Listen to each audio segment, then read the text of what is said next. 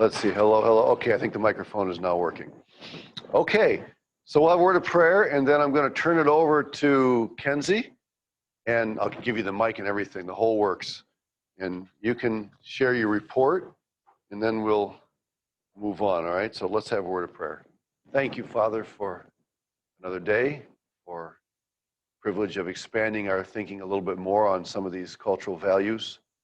And I thank you again for the absolute miracle of a divine inscripturated revelation that can be communicated, understood, embraced, and lived out in any culture of the world. We thank you for that truth, and we pray that you'd help us to understand how better to make that happen as faithful stewards of the truth that you've entrusted to us. I pray in Jesus' name, amen. All right, Kenzie, let me give this to you. This.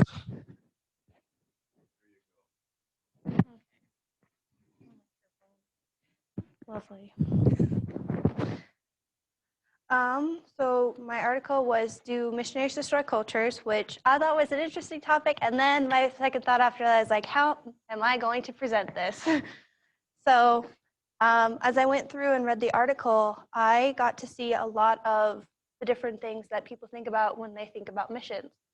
And a lot of it, when I first started to read the article, was all very negative. It started out with the story of a Catholic missionary burning books from like a different culture, basically trying to like just get rid of it.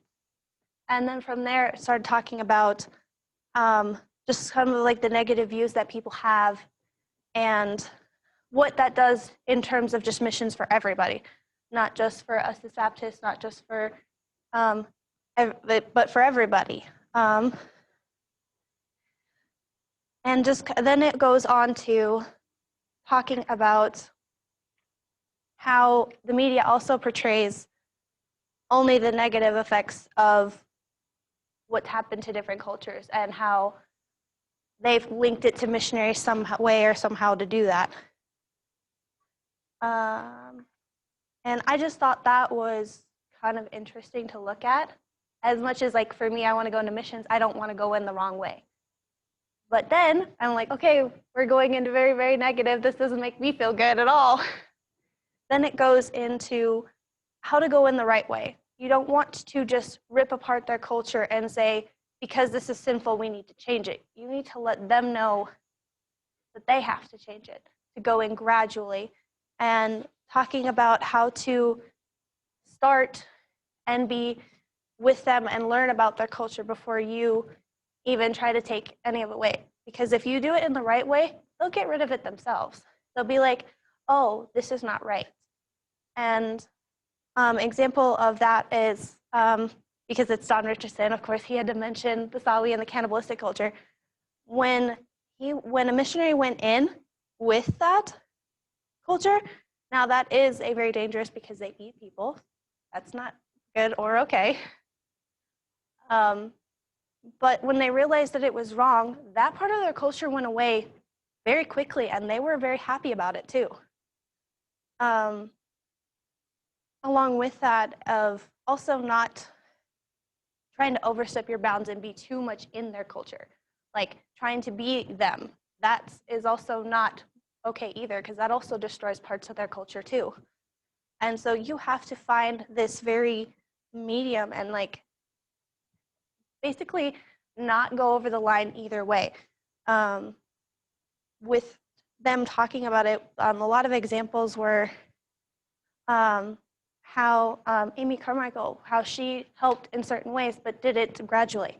She started helping with the children and taking them out of really bad situations that not a lot of people were doing, but starting in areas where she could help and not just forcing a way in, which I thought was just kind of interesting with all the different stories and stuff. But also taking into the effect that we also need to watch of how we portray missions also and how we go about it, because there are so many, and it talks about it a lot, so many negative things that the world will just go in on. They only go on the negative. And as us trying to put out the gospel, you need to really be aware of that.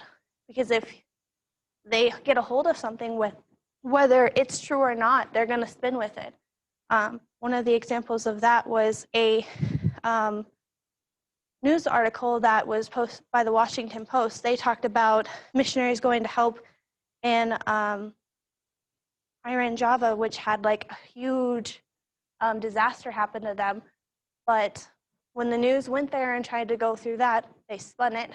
And then it was just like they were trying to destroy these people's culture by helping them in these ways and stuff. But in reality, that article wasn't true. And someone actually did try to say, hey, that wasn't what really happened, but was never posted, which I was like, oh man, that's kind of sad. But really going through and stuff is just knowing where that balance is, and also remembering that there are going to be so many negatives, and also places where you're not going to be able to change, and not wanting to try to change everything, because there are some things that can stay, but the things that are sinful and stuff that will gradually weed themselves out very slowly. I really like the quote at the end. It says, "Do missionaries destroy cultures? We may destroy certain things in cultures, just as doctors sometimes must destroy certain things in a human body if the patient is to live. But surely we grow in the experiences of God's wisdom, and we must not and will not destroy culture itself." And that's kind of just how the article ended. And I was just kind of like really encouraged by that. I started out with like very negative thoughts. I'm like, man, that was not how I was expecting this article to go. But also being encouraged that there is an acceptable way to go about it, and not feel like you're going to just be destroying and ripping apart someone's culture. So, yeah.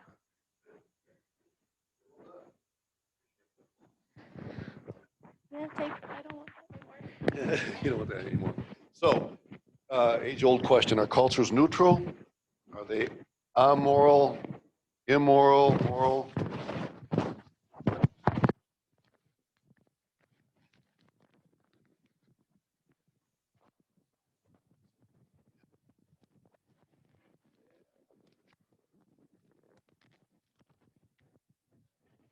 All right. So, cultures: moral, immoral, amoral. What do you think?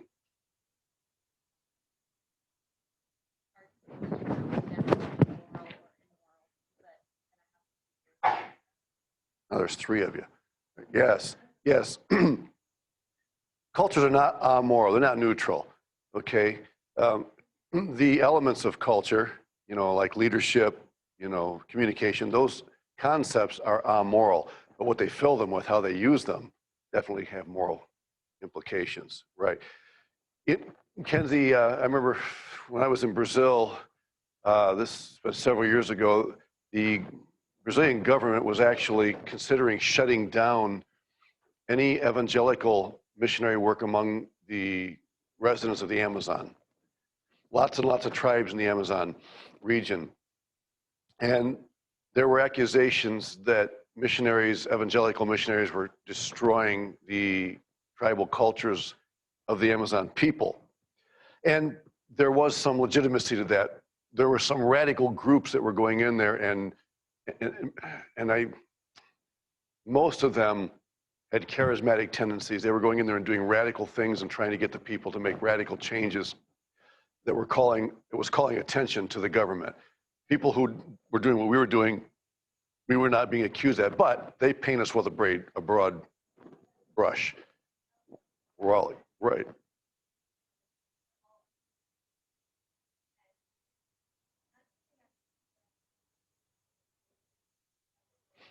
Right.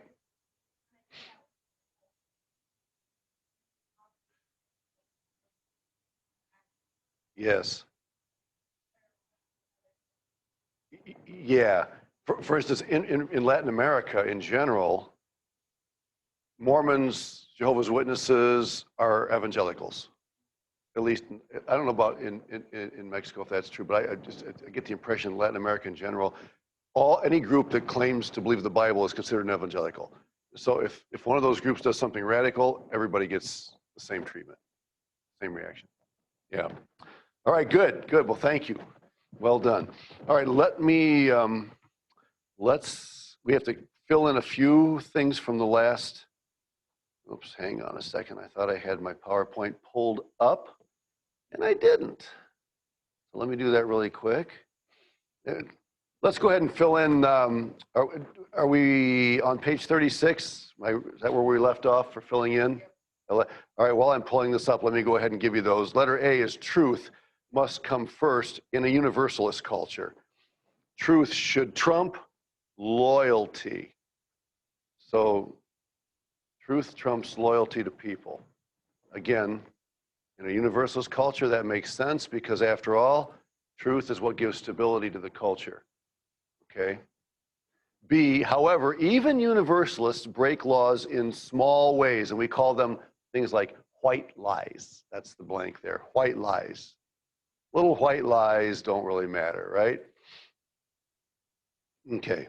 C, we must all ask, how much can unusual circumstances make for exceptions?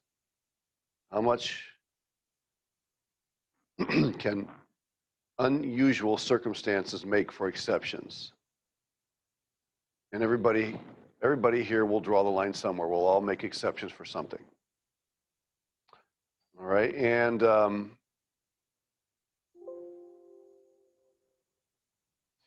then number two, in a particularist culture, as the seriousness, the blank there is seriousness of a situation increases, the obligation to your friend increases. So the more serious the consequences are going to be, the higher your obligation to the individual becomes. And obviously the lower the details of the law become. Then letter B, costs change from citizens to foreigners. We talked about that, right? You come as a tourist, you're probably going to pay more for something than a local person would. And even though that used to bother me a lot, it doesn't really bother me much anymore. I think I understand more of the legitimacy of doing that. You are, as a country, for example, you have certain obligations to your own citizens that you don't have to others who are coming from without. What makes you think that you have to treat everybody that comes from wherever they come from in the world the same way you treat your own citizens? See? All right, number three, interacting with a particularist culture, don't assume corruption is always involved. Letter A, don't assume corruption is always involved, because we're quick to do that. And then B, take time to build what? Relationships, right? It's a word that keeps coming back so often. And C, highlight important rules and policies. So if you're ministering in a particularist culture, understand that not all rules carry the same weight. Just like that, what I was telling you about the building, you know, that list of 16 things I'm supposed to do, and my builder said 3 of them is all you really need. D, learn to be more flexible.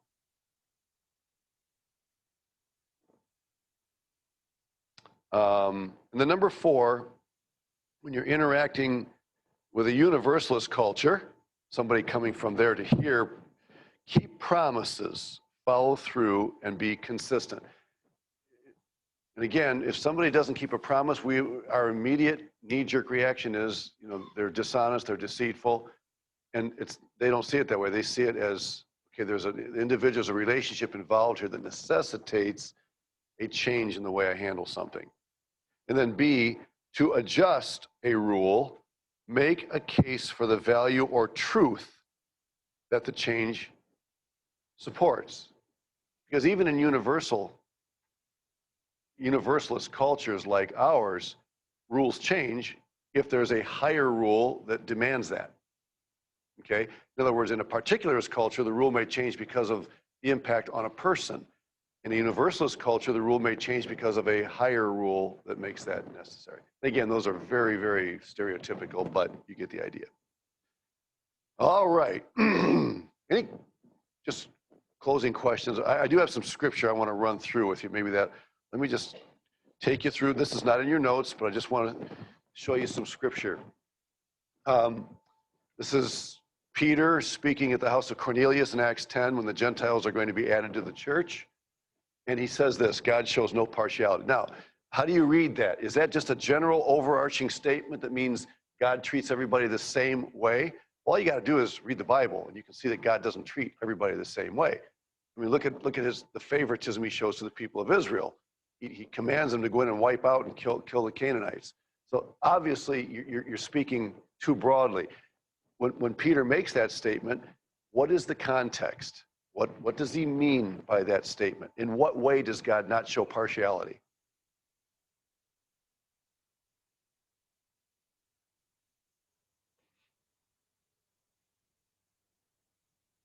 Up to this point, the church is primarily what ethnicity? Jewish. The Gentiles are about to enter, right? They're going to speak in tongues. They're going to manifest the same signs that the Jews did on the day of Pentecost. So in what sense does God not show partiality?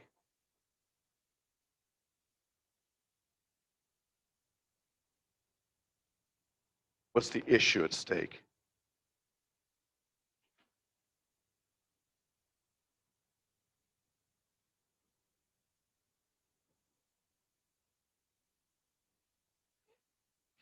Does it not have something to do with how people become rightly related to God? How they're justified? Salvation issue? That's really what he's talking about. The Gentiles become a part of the body of Christ just like the Jews do. Okay? They don't have to go through a bunch of exceptional things in order for that to happen. Okay? So it's a soteriological issue, a salvation issue that Peter is addressing here, not God's treatment in general of people. Okay? How about this? 10 Commandments, the Decalogue. Can God break his own rules? Ooh. If you're like me, your immediate knee-jerk reaction is, no, God cannot be inconsistent with himself, right? All right, so Leviticus 20:10 says, if a man commits adultery with a wife of his neighbor, then the two of them are going to be put to death, period, right? That's what it says. Leviticus 24, whoever takes a human life, murder, shall surely be put to death. I mean, God made that clear right after the Noahic flood, right? So these are very specific commands that God gives to his people. 2 Samuel 12, David says to Nathan, I've sinned against the Lord. What did he sin? He committed adultery and he took human life. He broke both of those commands. And Nathan said, the Lord has also put away your sin. You'll not die. Put him to death, put him to death. David lives. So, is God breaking his own rules?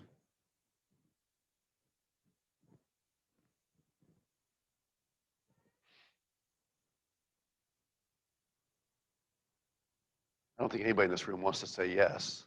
But how do you deal with this passage? Yeah.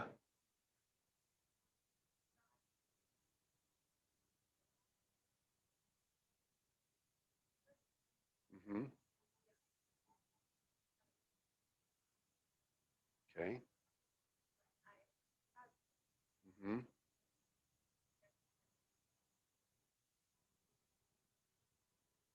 Mm-hmm. Okay, I get what you're saying. You could say that those first two passages are how man deals with man, but you could say this is an exception. This is God specifically dealing with.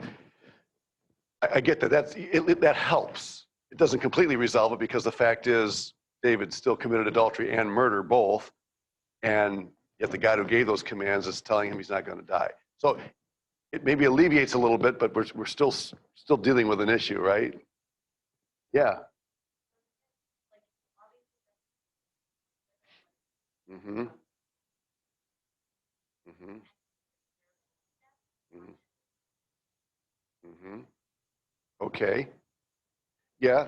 Yeah, I feel your pain. I really do. That's why I'm asking you the question and not just telling you. It's a lot easier for me to hear you guys stumble around with this.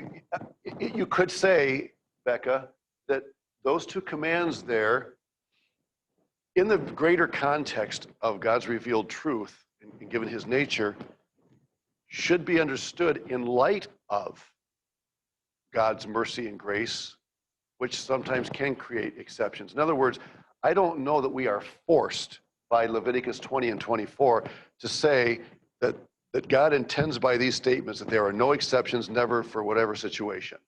These are laws that he's giving for the daily function of the people of Israel as a nation.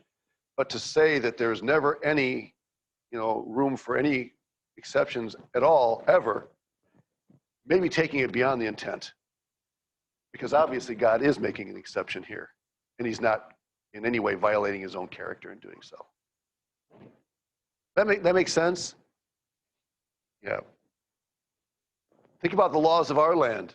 Even though they're stated in such a way, there are times when the cop pulls you over and he says, I'll just give you a warning. Now, maybe the law provides for that too. Sometimes they won't even give you a warning. They'll just say, hey, I understand, go ahead. Are they breaking the laws of the land? No, built into the legal code is flexibility that the police don't normally tell us about, but they know what it is. They know how far they can go. And perhaps we could say something like that when it comes to God giving his code of law to his people. Okay? We have to find some way to explain this because both of these truths are here. All right? David and Bathsheba, did both covet what was not theirs? Yeah. Did both murder to get it? Yeah. Did both die for their sin? No. So again, it's that same question that you have to ask. I don't know if you've ever compared these two stories, David and Bathsheba with Ahab and Naboth's vineyard, but really David's sin, if you look at the heart, it's the same problem. Although there is a difference between the two, we could say that what David did was an exception to what we know of David to be, whereas Ahab, what he did was in perfect harmony with what we know him to be. So all these things have to be, I just want you to see here that it's not always as black and white and cut and dried as we might like it to be. Now here's a case where Herod keeps his oath because he made an oath. Even though he doesn't want to kill John the Baptist, he does it anyway. Now you say, well, what made him why did he feel so obligated to keep his oath? I mean, he's the king. Well, it was because of the dignitaries that had heard him say this. So in his case, he's not doing it so much because of the principle of the oath, but because of the pressure of his comrades, these leaders that are sitting around him. Okay. You remember the story of Jephthah, and there's a lot of debate as to whether she actually died or became a widow the rest of her life, and we're not going to try and solve all that. But the fact is, there was this sense of an oath that had been made and needed to be kept, and therefore she had to suffer some kind of consequence, whether it was death or not. Okay. Saul makes this oath.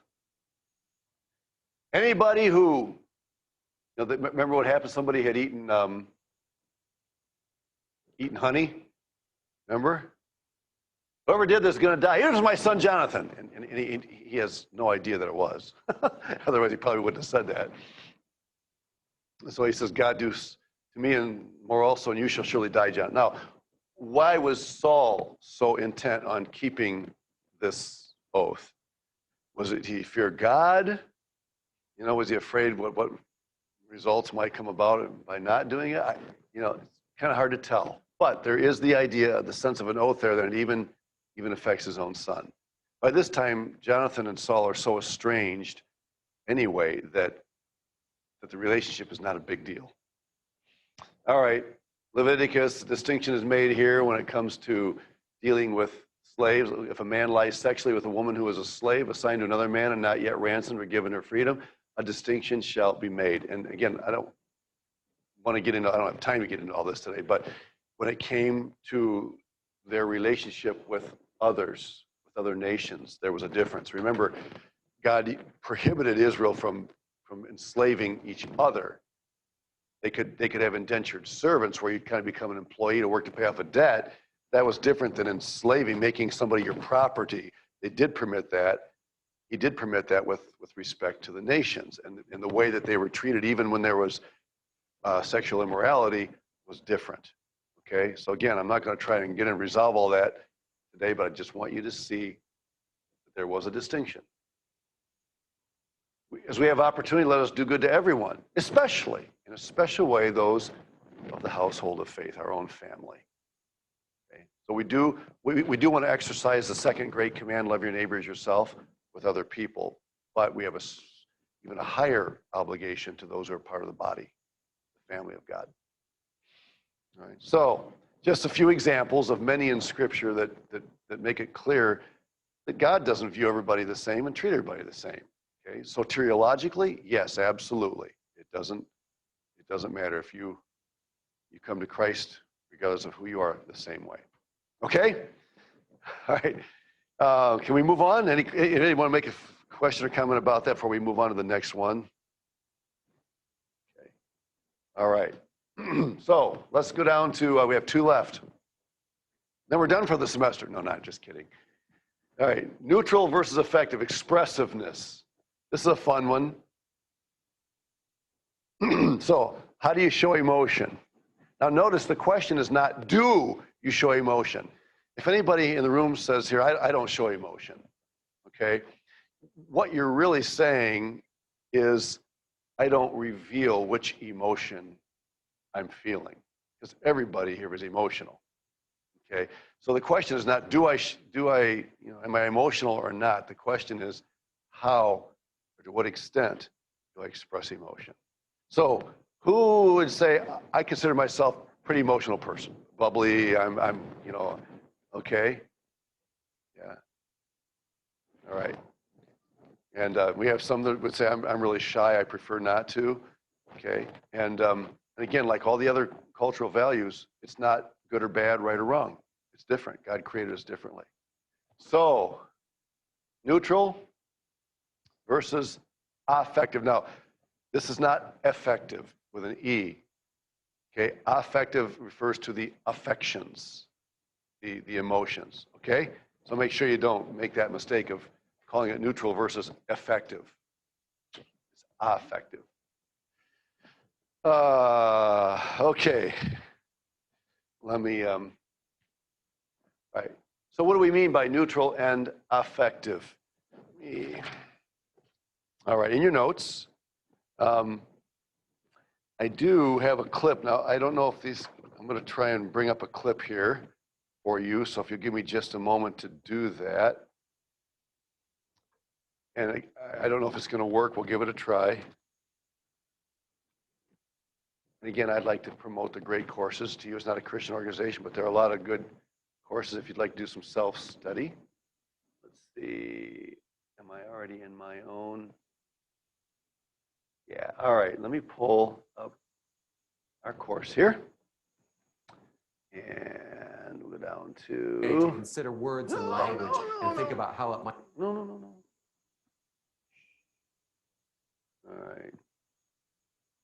Expressiveness. All right. 850. All right. It's just so anxious to be playing, isn't it? I can't even read that. Can you? Is that 8? 8? Is that 8 or 9? Oh, I gotta go back. 8. Yeah, 850. Wait, now is that not? Man, I'll tell you. All right, we'll stop right there. Okay. All right, hang on. The expressions. I love it. Okay. What do we mean by neutral and effective? Okay, culturally speaking, the blank there, it means it refers to the way we express emotion, not whether we express emotion. Okay, already said that. But I'll give you a couple of examples, and I'll play this, then we'll fill in the blanks there, okay? So here we go. A bit differently than the tsunami earthquake example. One time I was at a conference where I heard a Japanese American woman talk about what it was like to watch her mother go through terminal liver cancer.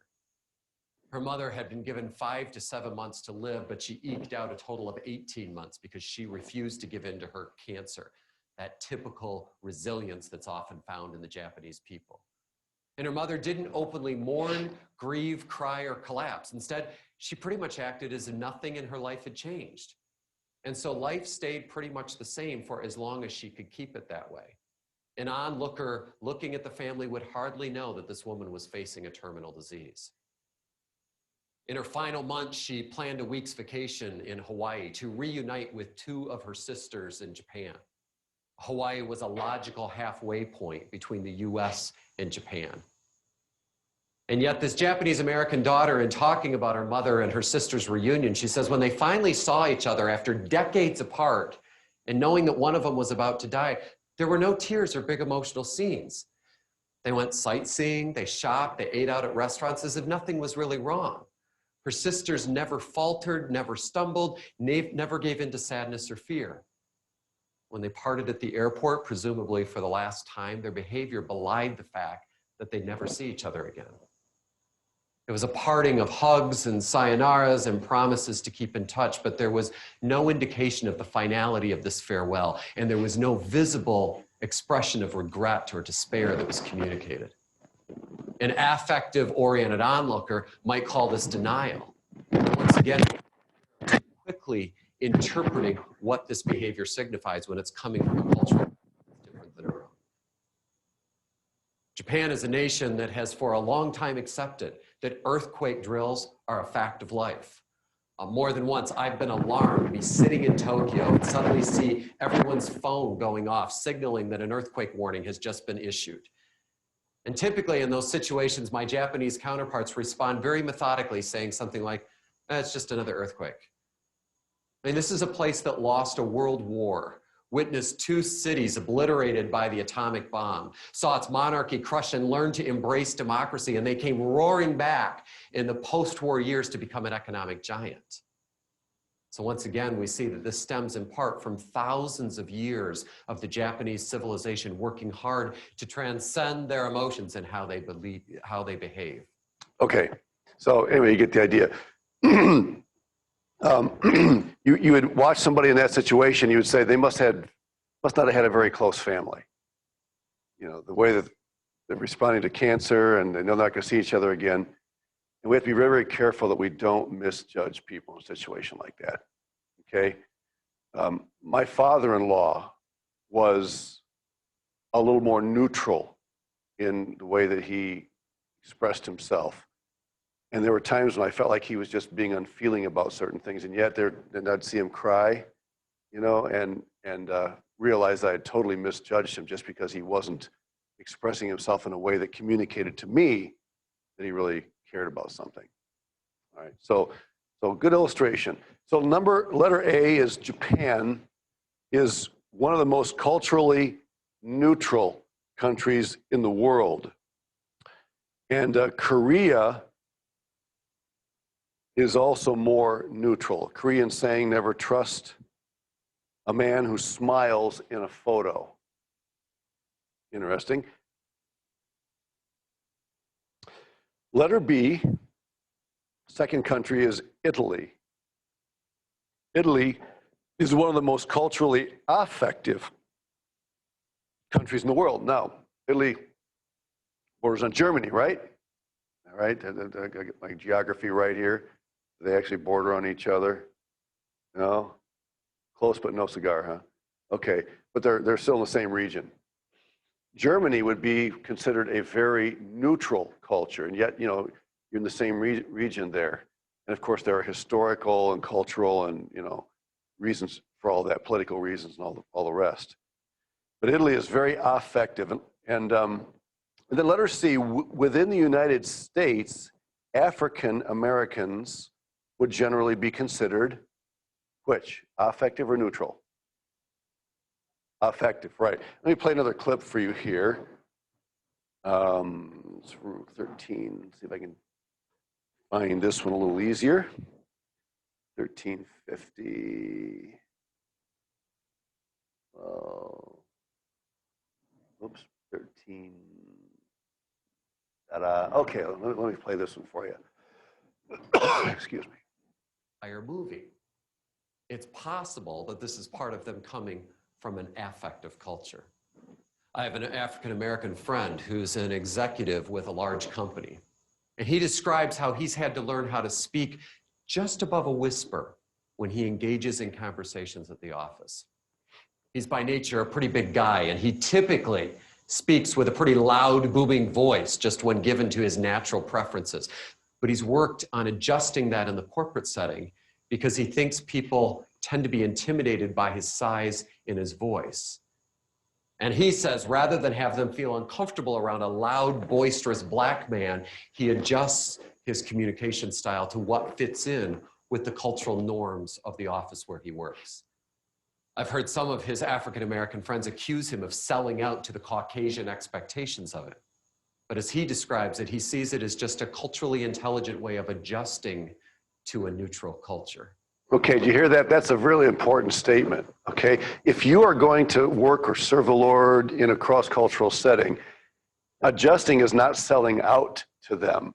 It's adapting in a way that will give you opportunity to make a difference. Okay, if you go and say, I'm an American, you know, and I don't care what anybody says, I'm going to be who I am, because that's, you know, you're going to have trouble. You have a lot of trouble. So I tend to be more of a affective person in my presentation, although actually growing up, I was a little more quiet. I was friendly, but I was more quiet. Probably 19 years in Brazil did something to me. I adapted.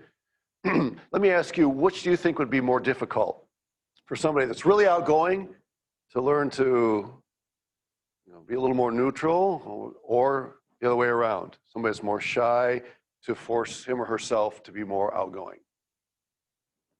Probably depends on which side of the fence you're on, how you'll answer that, right?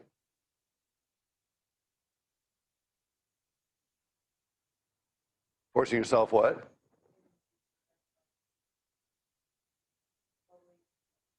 Forcing yourself to be more quiet if you're a more bubbly person. And you say that being the more bubbly person?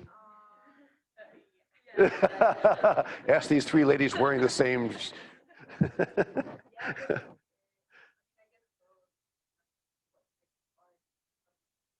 Mm-hmm.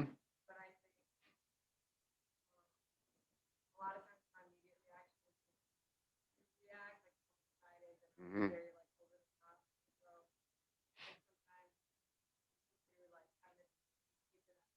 Mm-hmm.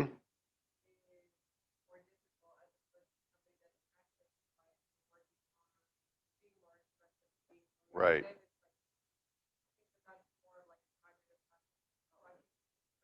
Mm-hmm. Yeah. No, I got you. Now, some people will call that incarnationalism. You become, you know, and they call us here, and we talk about that in other classes. But yeah, I think it's difficult to answer that question. You know, it's more difficult for one than the other. It just depends on what side you're coming from, because there are going to be challenges either way. But the fact is, don't assume that just because you're a bubbly person that God's never going to send you to a more neutral culture, or vice versa. You're a shy person, so God would never send you to a Latin American country or Italy or a place like that. Liz? Oh, yeah. Mm-hmm. Okay, okay. That's interesting, yeah. Okay, so you consider yourself more of a shy person, but you wear your emotions on your sleeve. So, okay, so when you, I'm trying to understand, can you just develop it just a little bit? When I first meet someone, like, I will be reserved, but that's because I'm feeling uncomfortable and I'm expressing that I am uncomfortable. But like, as I open up, as I become, like, if I'm sad, I'm going to cry. If I'm happy, I'm going to laugh. If I'm scared, I'm going to show that. If I disagree with you, I'm going to show that on my face. Yeah, I've seen it. So if I have a question, my face will get pensive. You can literally see what I'm feeling based on my facial expressions. Okay. That's a really good point. I'm glad you brought that up. Maybe I need to change the way that I state that, because everybody is going to have different degrees of expression depending on how well you know somebody, or whether you're with your family or with your boss or in a classroom. Yeah. So we're not just one or the other. There are going to be different degrees of that. So it is possible to be shy by nature, but as you get to know people, you want them to know how you're feeling, and so you make that clear by crying or laughing or whatever. All right, which that's really good. I'm glad you brought that out. It's just another reminder that we can't classify these things as neatly and strictly as we would like to. Okay, but that nonetheless doesn't eliminate the fact that there is a difference between neutral and affective, and yeah, in the way we express ourselves. When I went to, I've been to Japan several times. I'm still trying to get used to this. When I get there, I want to be friendly to people, so I'll, offer my hand for handshake. I mean, or bow, or, and I try to be really bubbly, hoping that they'll correspond. And I find that they're, a little bit more. And I have to remind myself, wait a minute, you think that you're going to win them, by being over the top, when actually you're just going to drive them farther away. So being a little more neutral, taking a deep breath, slowing down a little bit is actually going to engender the relationship more than, just being who I am. Yeah. But anyway, your comment's really good. Anybody else want to add to that? Well said. Yeah, I'll give you that. I keep forgetting to do that. Just kind of how there's like personality differences, we've brought up before, but then looking in your culture and seeing what is encouraged. I know even with working with kids, like we often encourage them to show an emotion, like we want them to get excited and everything, and other cultures might not deal with it that way as we do. Right, good, yeah. And we're so quick to draw conclusions just by that initial observation, and there's so much more behind it that we need to discern. That's good. Anybody else want to speak to that? Well said. All right, well, let's move on. I'm gonna get back to my PowerPoint. This shirt that I'm wearing is so slippery, it's hard for this thing to stay hooked. Hopefully it will. All right, goodbye, Dr. Livermore. Thank you for your contribution.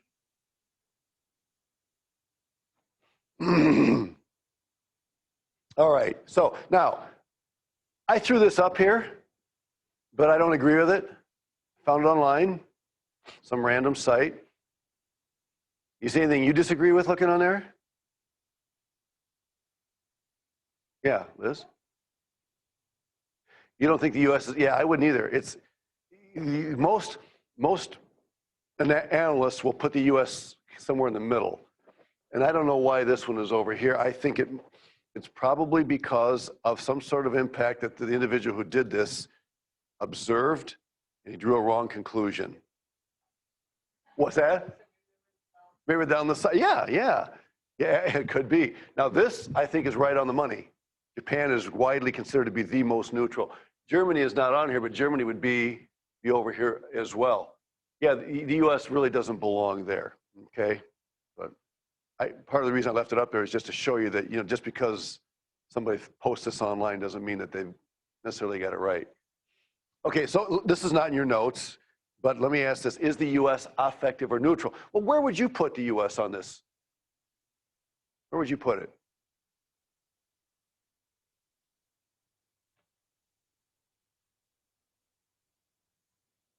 Tough one to answer, isn't it? Yes.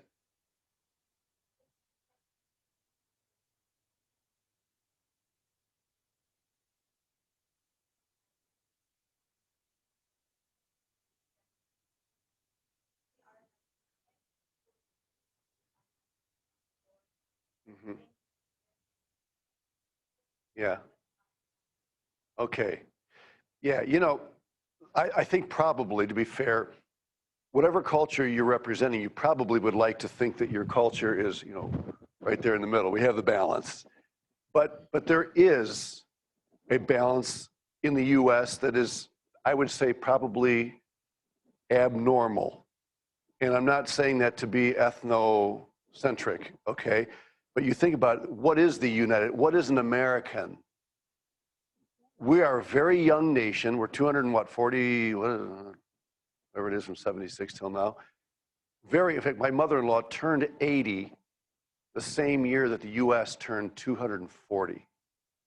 She had lived 1/3 of American history. We're a very young nation. Isn't that weird? So who are we? Well, we're a combination of mostly, where most of us come from. Europe, right? How many of you have European roots? Yeah. And very few Asian roots, although there are some that have Asian roots, right? but the vast majority, and yet, it's not just your ethnicity that decides whether you're affective or neutral. Your politics have a lot to say. What about freedom of speech? Freedom of speech engenders expression. It encourages expression, right? And so you have to add the political element to the ethnic element and the geographic element. And so it's complicated. It really is. But that makes the US, given its age, its young age, and the fact that we all have roots that aren't that far back from other countries. All right, good. All right, let's move on here. So here's a couple of quotes. The US stands between two extremes: affective cultures like Latin cultures, in which people express their emotions quite spontaneously, and neutral cultures, for example, some Asian cultures, in which people make great efforts to control or even hide their emotions. On the other hand, on the one hand, Americans frown on highly emotive, irrational expressiveness, like some tweets that we've heard about, but they do thrive on seeing people express warmth and responsiveness when they're talking to people. Okay, so you can, take, President Trump, when he was tweeting and stuff, there were a lot of people asking, is this really the American thing to do? Is this the way we, express ourselves? Neutral cultures may perceive Americans as overly enthusiastic and loud, and they may even sometimes question their ability to make decisions objectively. Affective cultures may perceive Americans as lacking warmth. That is, for example, respecting personal space is very important in the United States, and they may question their ability to feel and act empathetically. So I've showed you these two examples. Japan is one of the most cultured, and this is in your notes. I think you already filled this in, okay? Italy is one of the most affective. And then within the United States, African Americans would be considered affective. And number 4, keep in mind that some view not expressing emotion as a way of showing respect. Others view expressing emotion as a way of showing respect. You see that? I'm purposely being redundant. Here it is. In some cultures, I'm sorry.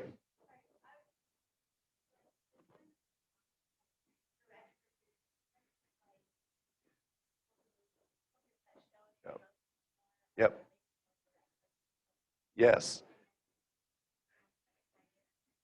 Yeah, for sake of online students. Yeah, is this connected to direct and indirect communication? Absolutely, positively. In fact, I wish we could do more with trying to, bring in the other cultural values as we study. Maybe that's something I could work on in the future, but absolutely. So affective cultures would tend to be which? More direct or indirect? Yeah, they'd be more direct because they're just they wear their feelings on their sleeve, so to speak. Indirect communication normally typifies people who'd be more affective, a little more reserved in the way they express themselves. Yeah, that's good. It'd be a neat study to be able to study each of these in conjunction with the others. Good. So I think that I'm showing you respect by being bubbly and asking lots of questions, because I'm interested in you. I'm showing respect for you. And they might be thinking, man, this guy is rude, disrespectful, Whereas they might think, just by listening and not saying much, I'm showing respect because I'm showing him that I want him to talk, and so it goes both ways. And you have to discern which is which in a culture. Okay, this is in your notes, neutral. Give you some characteristics here of neutral cultures. First, reason dominates. Number 3 there is people make a great effort to control their emotions. That's the first blank there. Okay, control their emotions.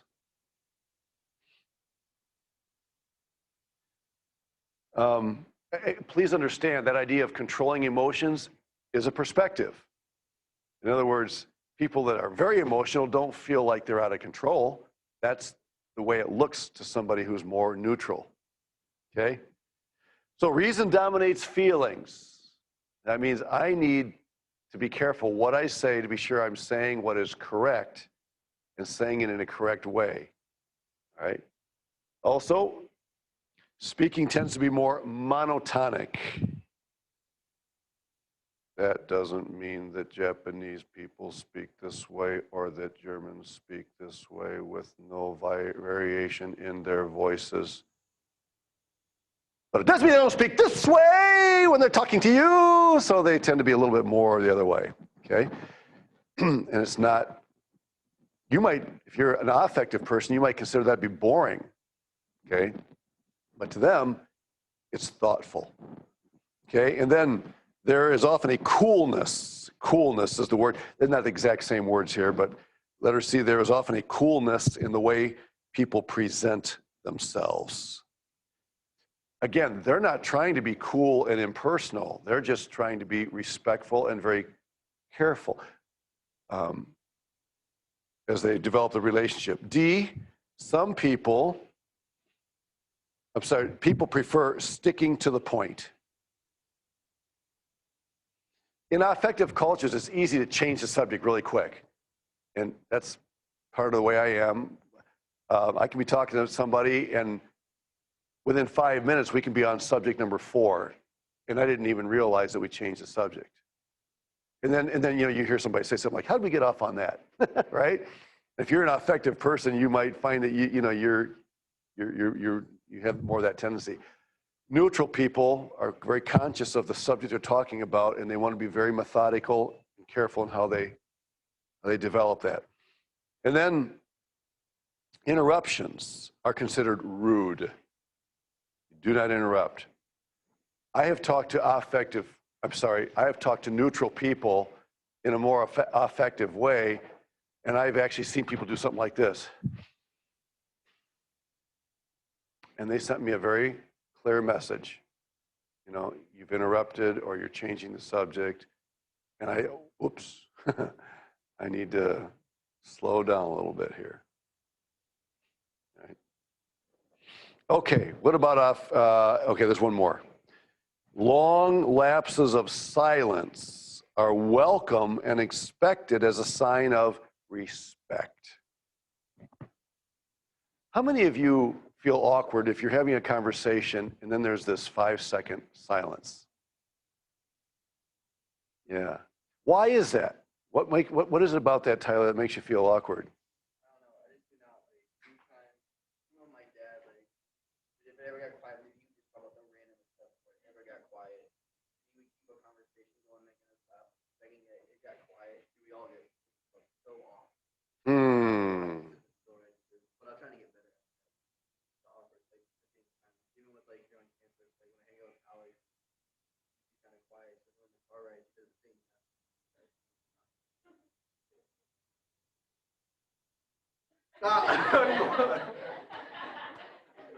But overall. Awkward. Sorry, man. I'm sorry.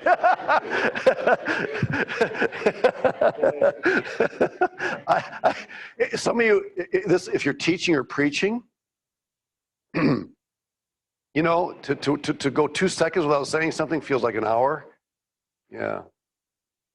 Yep. I admire preachers that can do that because I have a hard time with it myself.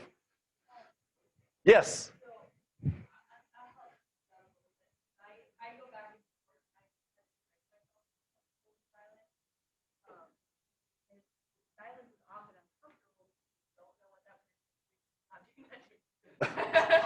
You just forgive, you don't know what they're thinking.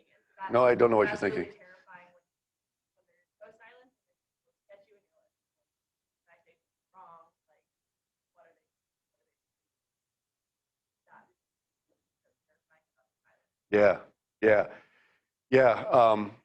There are literally people who cannot stand silence, and I know that for me, if somebody does to me what I just did to you, standing there, I feel like I'm being microanalyzed.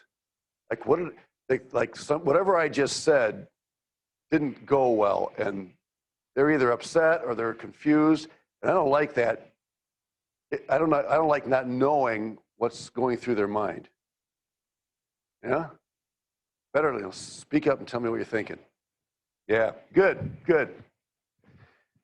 So Guam, I know that there's a mix of cultures there, but where would you put them on the affective neutral scale?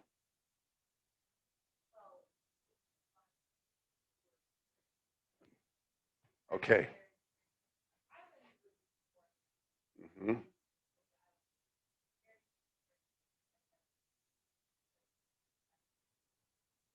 Okay, yep. So to say Guam is one or the other is really not an act, it's probably not the best idea. Yep, and that's true for a lot of cultures. All right, and remember what we said at the very beginning of the semester. Personality often comes in, and so I've met Brazilians who are very shy. I think, is this person really Brazilian? Well, yes, he is, or she is. All right, number 4, affective cultures. So people look for ways to express their emotions, even spontaneously. Now, the problem with spontaneity, and I'll be the first one to admit, is that it comes along with a healthy portion of sticking your foot in your mouth. You walk away later thinking, why did I ever say that? But affective people tend to be more spontaneous, and so they're willing to take a chance, and they're hoping that if they do say something weird, that people will just laugh, and they'll laugh, and we'll go on, right? It's when you say something weird and you get this blank stare that you start feeling this lump in your throat and this knot in your stomach. Yep, been there, done that, more than I'd like to admit. Letter A, expressions are more immediate and open. Okay, expressions are more immediate and open. B, there is a lack of expression is seen as being cold, in denial, or insecure. Cold, in denial, or insecure. And frankly, that's why I, as an affective person, don't like to sit and stare at somebody when they ask me a question, because that silence, in my mind, is communicating to them that I don't know the answer, I'm not sure what to say, so I need to say something immediately in order not to run that risk. It's not good. C, there's a wide range of facial, hand, and other physical gestures. So how many of you, if I were to tie your hands behind your back, you'd have a hard time communicating? I'm that way. Yeah. Got to have the hands free. Yep. All right. Letter D, talk is louder and debate is welcome. Now, when we get to the German cluster, okay, the next section we'll get into, we're going to find that Germans, and if David was here, he could tell us this, Germans love a good, healthy debate, okay? So you might say that because Germany is neutral, you know, then they would not like debate. It's just one of those cases where it simply isn't the case, all right? So be careful about stereotyping. They may be more reserved in expressing their opinions, but they love to engage and to talk about things. So don't draw the wrong conclusion about that. And then, spontaneity is considered part of the process of making conversation. The conversation is boring if there's not some unknowns mixed in, like exactly where's this conversation going to go? Neutral people really like to know where this is heading in general. And if they're not sure where the conversation's going, they may tend to just be quiet and let you stick your foot in your mouth, you know, or whatever. But affective people, no, that's part of the fun. That's part of what makes conversation creative. We don't really know exactly what's going to happen, but we're going to have a great time getting there. All right.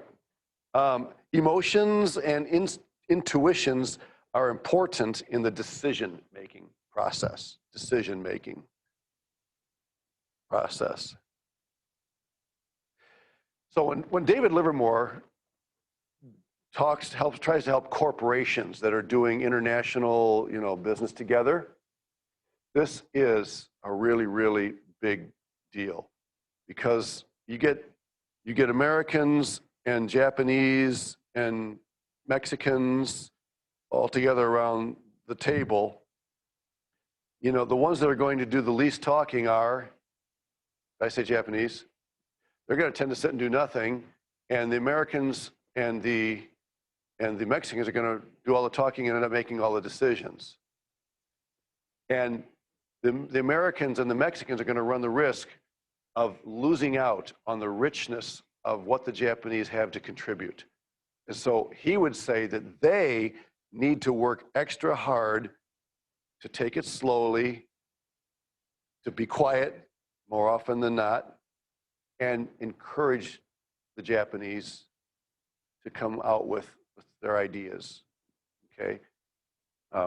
But Abby, you were asking about direct and indirect, but time comes into this too, because the Americans, especially, now the Japanese would be more like, maybe more like the Mexicans in this way, but the Americans are at the table there, they're thinking, we got deadlines, man. My boss back home is expecting me to get this thing wrapped up. We got to get this contract signed.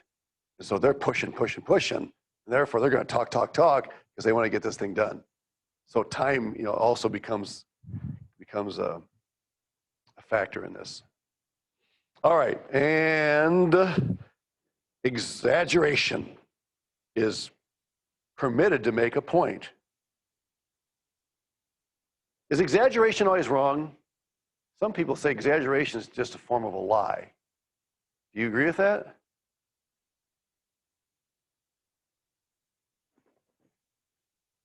Is exaggeration a form of a lie? Yes.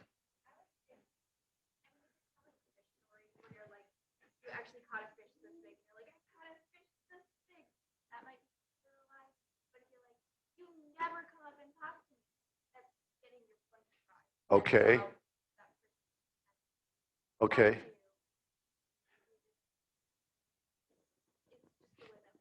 Okay, all right. Jesus said to the Pharisees, you strain at a gnat and you swallow a camel. Have you ever seen anybody swallow a camel? I'd love to see it someday. Now, Jesus was exaggerating. There's no way around that. Was he lying? Come on. So yeah, your point, I'm glad you answered the way you did, because that's exactly right. Yes. Yep, you never. Now, you know, you'll hear it if you're marriage counseling, you know, be really careful about that. You never, you always. But, okay. We're doing so well today. All right, let me see what I got next on here. Yeah, there are 7 universal emotions. And so before I throw them up here, let's see if we can guess what they are, okay? The letter A, there are 7 universal emotions. So give me one. I'll tell you which blank it goes in. Oh, I forgot. I was being affective and just kind of keeping it quiet about it. I mean being neutral, sorry. The U.S., I can't do that. The U.S. leans toward affection. And that's an opinion, because like somebody said, to some degree, it depends on what part of the country you're from. But most people who study the U.S. in relation to this would say that they lean toward more affection. Now, whether that's always been true in our history or not, I don't know. It's hard to say. But so again, that's up for grabs. Okay, so give me one of the emotions of the 7. Pardon? That's actually number 1, anger. Okay, I'm going to give you a hint. These are in alphabetical order. Now, and so, yeah, you got the first one. Give me another one. Yeah, it's number 6. You can say sorrow. Sadness isn't, but same thing. Sorrow or sadness. That's number 6. What's another one? Fear, number 4. Who had a hand up there? Yeah. Yeah, let's use the word joy. Number 5, joy, happiness. Every culture has a way of manifesting that sort of thing. It'd leave the theological implications out of joy. I understand joy is, yeah. Okay. What's another one? That's number 2. You're right. I'm impressed. Contempt. Yeah. Did you see something? Did you? Oh, you. Contempt. Yeah. And what's the difference between, well, actually, number 3 is very similar, disgust. And I'm not sure, look at anger, contempt, disgust, they're related, and yet people do make a distinction between them. So number 3 is disgust. We're missing one, right? Number 7. Number 7. This one probably is harder to get. Go ahead and tell them. Surprise. There's the element of surprise. The reaction to surprise is in every culture. Okay. Now, again, this is arbitrary. Somebody came up with this. Did anybody think of one that's not in here that you thought should be? That every culture, an emotion that every culture shows somehow?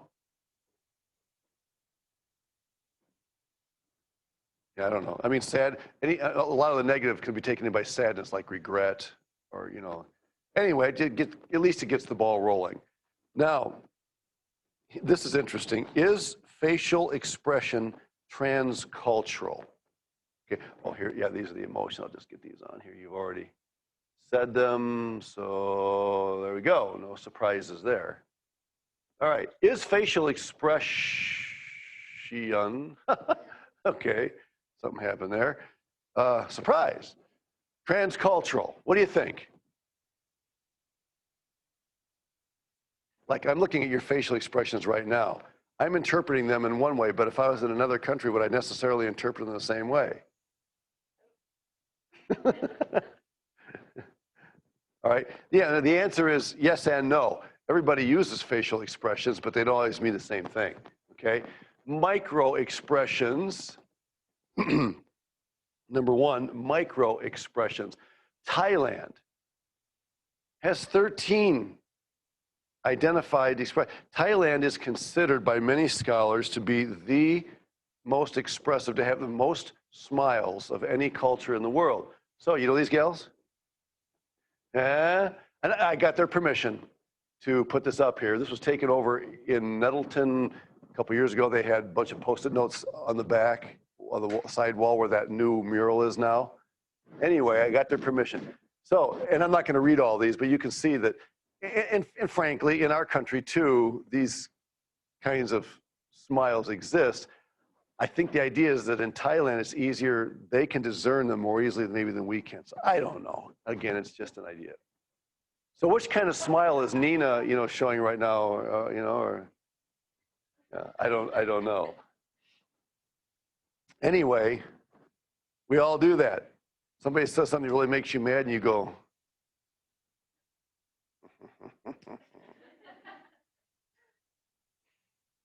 okay. So, cool. And the thing is, we're so good at it, we don't even think about it. You know how many muscles there are in your face? I talked to a guy once who worked in an airport, was it? Anyway, he's one of these guys that knows how to detect lies. He studies this. So when you're being asked questions by, before you enter a country, in immigration, for instance, he said he had to study all the different muscles that are in the face, and there's just tons of them, and different twitches and different looks. For instance, he said that in general, and this is not always, if I say something, if you ask me a question, I answer you and look up to the upper left, I'm probably lying. I don't even realize I'm doing it, but I'll just kind of look up like that and answer the question. Now, he says be careful, because just because somebody looked in the upper left doesn't mean that he or she is lying. But it's a number, they have several criteria that they link together. And if all of them are sending the same signal, they're pretty sure that the person is lying. So it's kind of like taking a human lie detector test. You're not holding on to a sensor, but this guy is highly trained to look for different things, putting them all together, he can tell if you're telling the truth.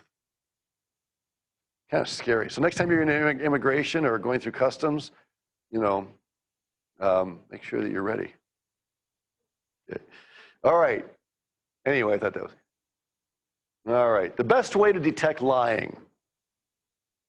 Do some training on facial muscles. No. Number one, look for change in behavior. If there are radical changes in behavior, it might be because the person just got sick, or it might be because the weather changed, but that's something to look for. Two, compare behavior with the norm for their social group. What is the norm? If you're in a country where normally somebody responds in a certain way and this person is doing something just the opposite, okay. And again, I'm not saying that these are that these are foolproof, but at least it's something that can give you a start. All right, really quick, saving face. Oh, this is not in your note. I added this another year. Yeah, okay, really quick. How much do I allow others to know what I'm thinking and feeling? How much of this is personality? How much of it's culture? Even non-expression is expression. You know that? You're all making an expression, whether I can read it or not. All right, here we go. Saving face, okay, is more important in collectivist, high context, and neutral cultures.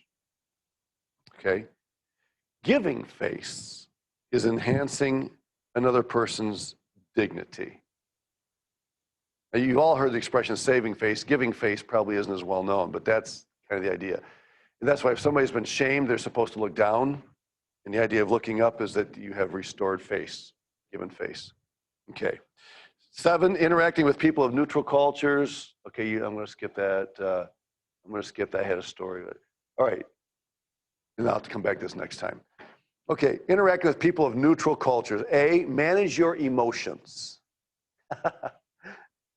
That's what I have to do when I go to a neutral culture. B, regulate your body language. If I'm flying around while I'm talking, you know, people look at me like, where'd he come from? C, stick to the point. Don't be changing the subject every 30 seconds. 8, interacting with affective cultures. A, open up to people to demonstrate warmth and trust. If you're a shy person by nature, you know, work at forcing yourself out a little bit. Then B, work on being more expressive. Again, I'm not saying don't be you, but any one of us can stretch ourselves a little bit in one direction or another, and that's the idea here. All right, well, I'm going to come back to this question and a few passages of scripture next time around. Thank you. And our next presenter, okay, yeah, Olivia, right? You're on next. Okay. Thank you.